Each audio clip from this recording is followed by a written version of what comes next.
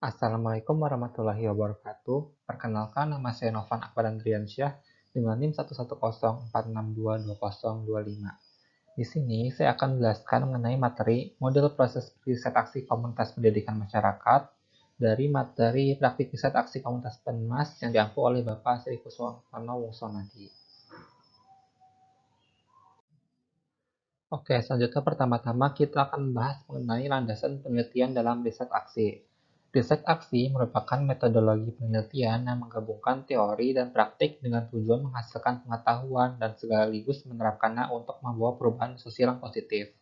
Pendekatan ini berlandaskan pada prinsip-prinsip filosofis yang menekankan kolaborasi, partisipasi, refleksi kritis, perubahan, dan paradigma.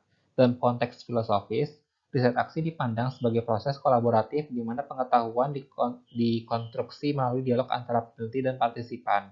Prinsip ini didorong oleh keinginan untuk memahami realitas dalam konteksnya yang luas dan menggunakan pemahaman tersebut untuk mengatasi masalah praktis yang dihadapi oleh komunitas atau praktisi. Dari sudut pandang praktis, riset aksi melibatkan serangkaian langkah yang dimulai dengan identifikasi masalah, diikuti oleh perencanaan dan implementasi aksi, dan berakhir dengan refleksi yang bertujuan untuk meningkatkan praktik dan pemahaman teoritis. Oke, selanjutnya kita masuk ke dalam model proses penelitian tindakan masyarakat. Model proses penelitian tindakan masyarakat, atau yang sering disingkat menjadi CAR atau Community Action Research, merupakan pendekatan yang dirancang untuk memungkinkan kelompok-kelompok masyarakat, praktisi, dan peneliti bekerjasama dalam mengidentifikasi, menganalisis, dan menyelesaikan masalah-masalah yang dihadapi oleh komunitas. Pendekatan ini menitikberatkan pada partisipasi aktif dari anggota komunitas dalam seluruh proses penelitian, dengan tujuan untuk mencapai perubahan sosial yang berkelanjutan dan meningkatkan kualitas hidup. Model CR ini melibatkan beberapa tahapan utama. Yang pertama itu ada identifikasi masalah dan penetapan tujuan. Tahap awal dalam model CR ini adalah untuk mengidentifikasi masalah yang dihadapi oleh komunitas. Lalu selanjutnya itu ada perencanaan dan desain. Setelah tujuan ditetapkan, tahap selanjutnya adalah merancang dan merencanakan intervensi yang akan dilakukan. Lalu yang ketiga itu ada implementasi. Implementasi adalah tahap di mana rencana aksi ini diterapkan dalam praktik. Lalu yang terakhir itu ada pemantauan dan evaluasi keberlanjutan. Tahap terakhir dalam model CAR ini adalah untuk pemantauan dan evaluasi berkelanjutan intervensi. Lalu selanjutnya ada model proses penelitian tindakan pribadi. Model proses penelitian tindakan pribadi atau PARPM, Personal Action Research Process Model, adalah sebuah pendekatan yang memungkinkan individu untuk melakukan introspeksi dan refleksi atas praktik mereka sendiri dalam rangka mencapai perbaikan atau pengembangan pribadi. Model ini sangat berguna dalam konteks profesional, seperti pendidikan, kesehatan, dan manajemen di mana praktisi berupaya meningkatkan praktik kerja mereka melalui siklus evaluasi dan pembelajaran yang berkelanjutan. PRPM ini terdiri dari beberapa tahapan utama. Tahapan yang pertama itu ada penyelidikan diri dan penetapan tujuan. Tahap ini melibatkan proses introspeksi mendalam di mana individu mengevaluasi praktik, kebiasaan, atau aspek-aspek tertentu dari kehidupan pribadi atau profesional mereka yang mereka rasa perlu diperbaiki. Lalu yang kedua itu ada tindakan dan eksperimen. Setelah menetapkan tujuan, individu kemudian merancang dan melaksanakan serangkaian tindakan atau eksperimen dengan tujuan untuk mencapai tujuan tersebut.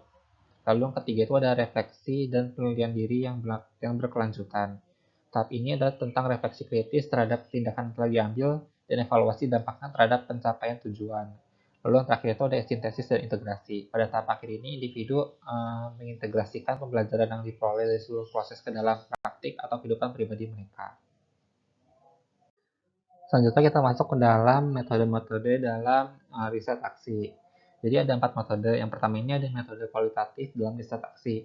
Metode kualitatif dalam riset aksi adalah pendekatan yang menekankan pada pemahaman mendalam tentang pengalaman, perspektif, dan konteks sosial dari partisipan yang terlibat. Metode kualitatif ini berfokus pada pengumpulan dan analisis data non-numerik seperti kata-kata, gambar, atau objek untuk menghasilkan insight atau pemahaman yang kaya tentang suatu fenomena. Dalam konteks riset aksi, metode kualitatif ini memungkinkan peneliti dan partisipan untuk secara kolaboratif mengeksplorasi dan memahami masalah yang dihadapi, serta mengembangkan solusi yang inovatif dan praktis. Ada beberapa karakteristik metode kualitatif dan riset aksi. Yang pertama itu ada partisipatif, yang kedua itu ada fleksibel, yang ketiga ada refleksi, dan yang keempat ada kontekstual. Lalu saya akan memberikan salah satu contoh metode kualitatif dalam riset aksi, yaitu dengan melakukan wawancara mendalam. Lakukan wawancara secara individual dengan partisipan untuk mendapatkan pemahaman yang mendalam tentang pengalaman, opini, dan nilai-nilai mereka. Misalnya, dalam penelitian tentang pengembangan profesional guru, peneliti dapat melakukan wawancara mendalam dengan guru untuk memahami tantangan yang mereka hadapi dalam praktik mengajar dan persepsi mereka tentang kebutuhan pengembangan profesional. Oke, kita masuk ke metode yang selanjutnya, yaitu metode kuantitatif dalam riset aksi. Metode kuantitatif dalam riset aksi mengacu pada penggunaan teknik dan alat pengumpulan data yang menghasilkan informasi dalam bentuk angka, yang kemudian dapat dianalisis secara statistik untuk menguji hipotesis atau mengukur efek dari tindakan yang diambil. Metode kuantitatif ini menawarkan keunggulan dalam kemampuannya untuk menyediakan hasil yang dapat diukur dan dibandingkan, memungkinkan peneliti untuk menentukan seberapa efektif suatu intervensi atau tindakan dalam mencapai tujuan yang ditetapkan. Nah, ada beberapa karakteristik dalam metode kuantitatif, yaitu yang pertama ada objektivitas, yang kedua ada kuantifikasi, yang ketiga ada generalisasi, dan yang keempat ada standarisasi.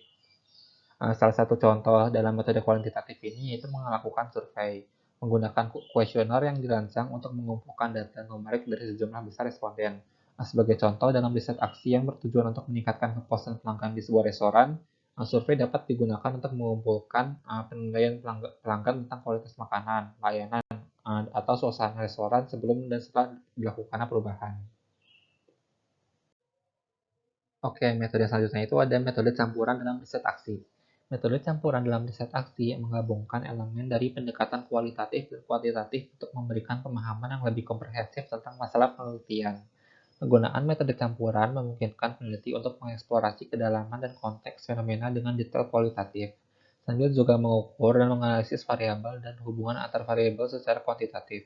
Pendekatan ini diakui karena kemampuannya untuk memperkuat validitas dan keandalan temuan penelitian dengan memanfaatkan kekuatan kedua metode tersebut. Ada beberapa karakteristik dari metode campuran. Karakteristik yang pertama itu ada triangulasi data, yang kedua ada komplementaritas, yang ketiga ada fleksibilitas, dan yang keempat ada integrasi data. Lalu salah satu contoh dari metode campuran itu misalnya seorang peneliti ingin mengevaluasi efektivitas program pembelajaran baru dalam meningkatkan prestasi akademik dan motivasi belajar siswa. Dengan menggunakan metode campuran, peneliti ini dapat mengumpulkan data kuantitatif melalui tes prestasi untuk mengukur peningkatan skor siswa sebelum dan setelah program diterapkan.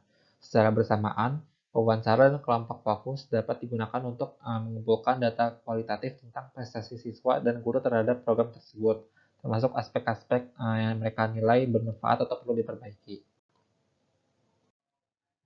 Metode yang terakhir yaitu ada metode riset aksi partisipatif atau PAR.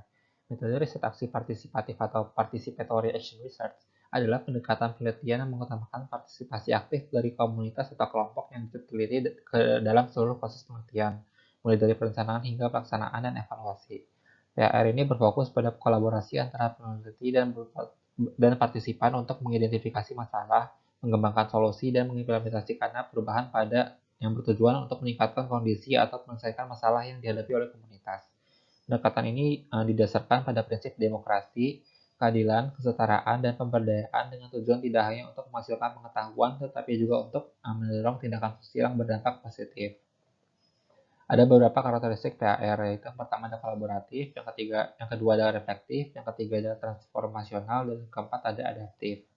Salah satu contoh PAR itu misalnya dalam sebuah proyek untuk meningkatkan akses air bersih di sebuah desa, PAR ini dapat melibatkan warga desa dalam seluruh proses, dari identifikasi sumber air yang potensial, perencanaan sistem penyaluran air, pembangunan infrastruktur, hingga pengelolaan dan pemeliharaan sistem. Warga desa ini dapat dilibatkan tidak hanya sebagai penerima manfaat, tetapi juga sebagai pemangku kepentingan aktif yang berkontribusi pada perencanaan dan implementasi solusi. Oke, yang terakhir ini ada mengevaluasi dan merefleksikan riset aksi. Yang pertama ada mengevaluasi. Evaluasi dalam riset aksi bertujuan untuk menilai sejauh mana tujuan penelitian telah tercapai dan menentukan efek dari intervensi terhadap masalah yang sedang diteliti.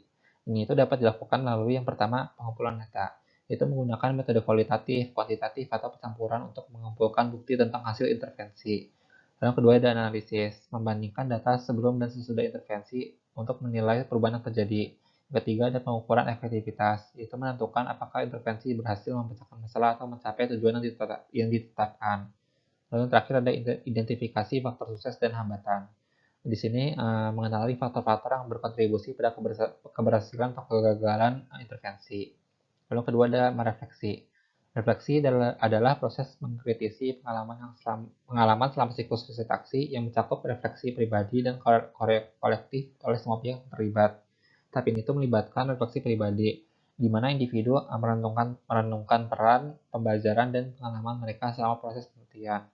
Lalu yang kedua ada refleksi kolektif, di mana peneliti ini dan partisipan bersama-sama mendiskusikan hasil, proses, dan dinamika kerja tim. Yang ketiga ada pembelajaran dan pengalaman, mengidentifikasi pelajaran yang dipetik dari keberhasilan dan kegagalan untuk diterapkan dalam siklus riset aksi berikutnya. Yang terakhir ada peningkatan praktik, merumuskan cara-cara untuk meningkatkan praktik berdasarkan refleksi dan evaluasi yang telah dilakukan. Ya, sekian penjelasan dari saya mengenai model proses riset aksi komunitas pendidikan masyarakat. Semoga penjelasan dari saya bermanfaat. Wassalamualaikum warahmatullahi wabarakatuh. Terima kasih.